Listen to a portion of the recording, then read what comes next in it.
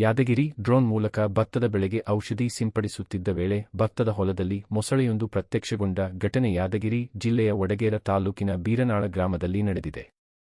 ಬೀರನಾಳ ಗ್ರಾಮವು ಭೀಮಾ ನದಿಗೆ ಹೊಂದಿಕೊಂಡಿದ್ದು, ನದಿ ತೀರದ ಪ್ರದೇಶದಲ್ಲಿ ಮೊಸಳೆಗಳ ಓಡಾಟ ಕಂಡುಬರುತ್ತಿರುವ ಹಿನ್ನೆಲೆಯಲ್ಲಿ ರೈತರಲ್ಲಿ ಆತಂಕ ಹೆಚ್ಚಾಗಿದೆ.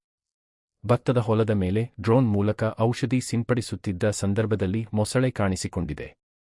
ಇದನ್ನು ಗಮನಿಸಿದ ರೈತರು ಆತಂಕಗೊಂಡಿದ್ದು, ಸುದ್ದಿ ತಿಳಿಯುತ್ತಿದ್ದಂತೆ ಸ್ಥಳೀಯರು ಸ್ಥಳಕ್ಕೆ ಧಾವಿಸಿದ್ದಾರೆ. ಈ ಘಟನೆಯಿಂದ ಭತ್ತದ ಹೊಲಗಳಲ್ಲಿ ಕೆಲಸ ಮಾಡುವ ರೈತರು ಹಾಗೂ ಕೃಷಿ ಕಾರ್ಮಿಕರಲ್ಲಿ ಆತಂಕದ ವಾತಾವರಣ ನಿರ್ಮಾಣವಾಗಿದೆ. ಮೊಸಳೆಯನ್ನು ಸುರಕ್ಷಿತವಾಗಿ ಸೆರೆಹಿಡಿದು ಸೂಕ್ತ ಸ್ಥಳಕ್ಕೆ ಸ್ಥಳಾಂತರಿಸುವಂತೆ ಗ್ರಾಮಸ್ಥರು ಅರಣ್ಯ ಇಲಾಖೆ ಅಧಿಕಾರಿಗಳಿಗೆ ಮನವಿ ಮಾಡಿದ್ದಾರೆ. ಮಾಹಿತಿ ತಿಳಿದು ಸ್ಥಳಕ್ಕೆ ಭೇಟಿ ನೀಡಿದ ಅರಣ್ಯ ಇಲಾಖೆ ಸಿಬ್ಬಂದಿ ಮೊಸಳೆಯನ್ನು ಸುರಕ್ಷಿತವಾಗಿ ಸೆರೆಹಿಡಿಯುವ ಕಾರ್ಯ ಕೈಗೊಂಡಿದ್ದಾರೆ. ಬಳಿಕ ಮೊಸಳೆಯನ್ನು ತ್ರಿಚಕ್ರ ವಾಹನದ ಮೂಲಕ ಗೂಗಲ್ ಬ್ರಿಡ್ಜ್ ಕಮ್ ಬ್ಯಾರೇಜ್ ಪ್ರದೇಶಕ್ಕೆ ಕೊಂಡೊಯ್ದು ಬಿಡಲಾಗುವುದು ಎಂದು ಅರಣ್ಯ ಇಲಾಖೆ ಸಿಬ್ಬಂದಿ ತಿಳಿಸಿದ್ದಾರೆ.